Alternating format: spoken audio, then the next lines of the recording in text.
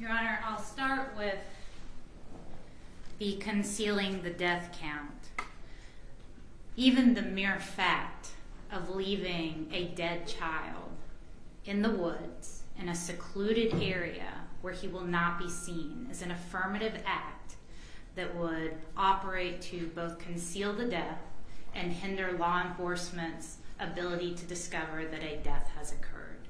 So even if that is the only theory, the elements would be established by the mere fact that she left her dead child in the woods in a secluded area. That absolutely prevented law enforcement from discovering that he was dead, from pursuing an investigation, and from collecting necessary evidence at those early stages before the child's remains had decomposed. Additionally, the state's theory is that Ms. Black actually used this site as a dump ground, that she, with someone, unidentified person, drove this child there and dumped his body, hiding him in the woods, which has been established through the fact that Ms. Black had no connection to this community, that there were no businesses or resources available, that she was new to the area, that William died pretty quickly after he got there. So, all right, so I'm sorry, I'm missing the evidence that they dumped the body there.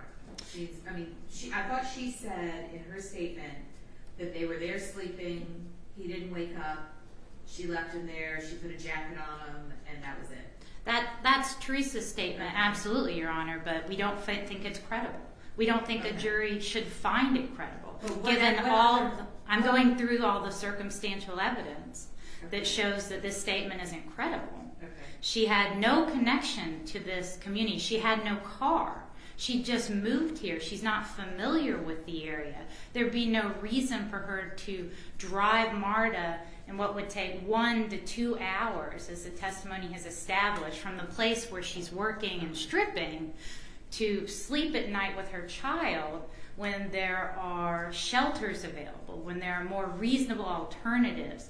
I mean, this is just an absolutely ridiculous story. We don't think it's going to be credible to the jury. You combine that with the fact that you have someone that lived across the street, that was familiar with the wooded area, and saw this very strange thing happen at least a month or more before William was found, where a car pulled into that cemetery in the middle of the night when it was dark, that 2 people got out of that car and then quickly got back in and drove off at a fast pace.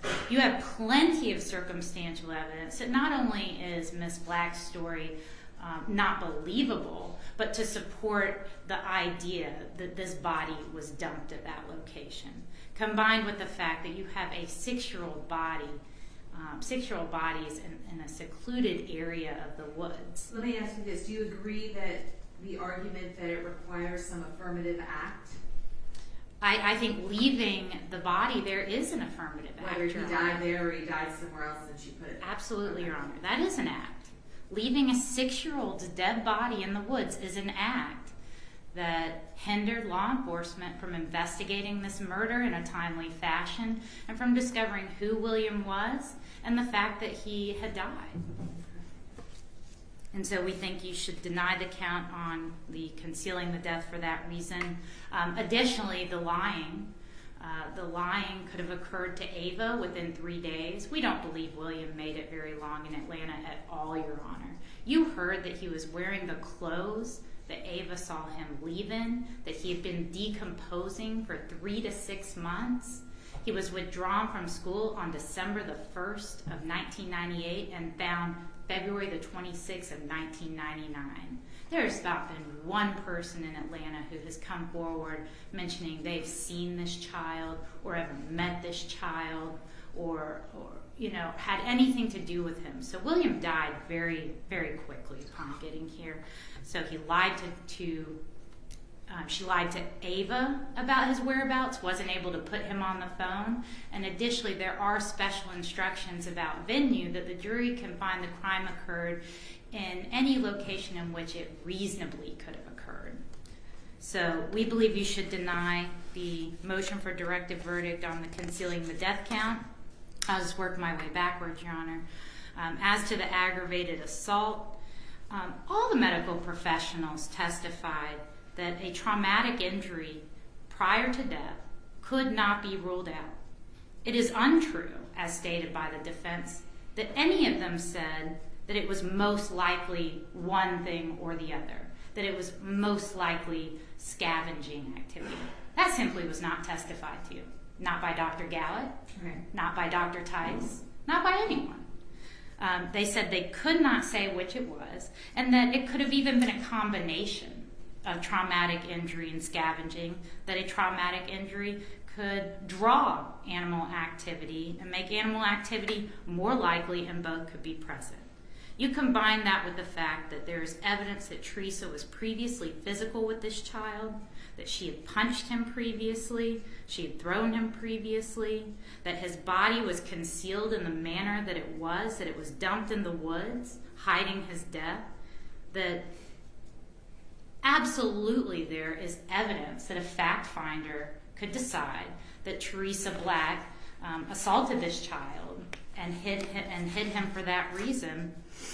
It is only appropriate to grant a motion for directed verdict, Your Honor, when there is no conflict of the evidence and that all reasonable deductions and inferences demand a verdict of acquittal. And that's just not true with an aggravated assault count, so we ask that you deny the defense's motion and allow the count to go to a fact finder. As for the cruelty for administering the drugs in count 4, Your Honor, which is the basis of the cruelty as well as the felony murder count based thereon in count 3, you've heard that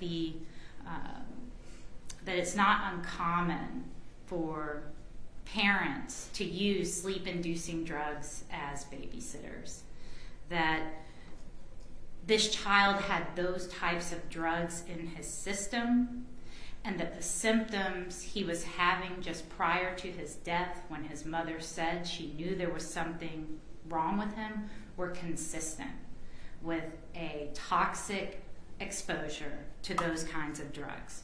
You combine that with the circumstantial evidence that Ms. Black was working as a dancer and sex worker, that she was not allowed to bring her child into the club, and there's certainly circumstantial evidence, and this count should go to a fact finder. And then finally, counts 1 and 2, the cruelty to children for not seeking medical treatment. Again, the drugs were in his system. The symptoms are consistent with a toxic exposure. Ms. Black admitted that she knew something was wrong with him and that she did not take him to the doctor. And then again, you combine that with the circumstances of concealing his body, the way she was living at the time, the work she was doing at the time. Again, there's absolutely a conflict in the evidence and enough circumstantial evidence to support a jury's verdict on these counts. So we ask that you deny the defense's motion as to counts 1 and 2 as well, Your Honor.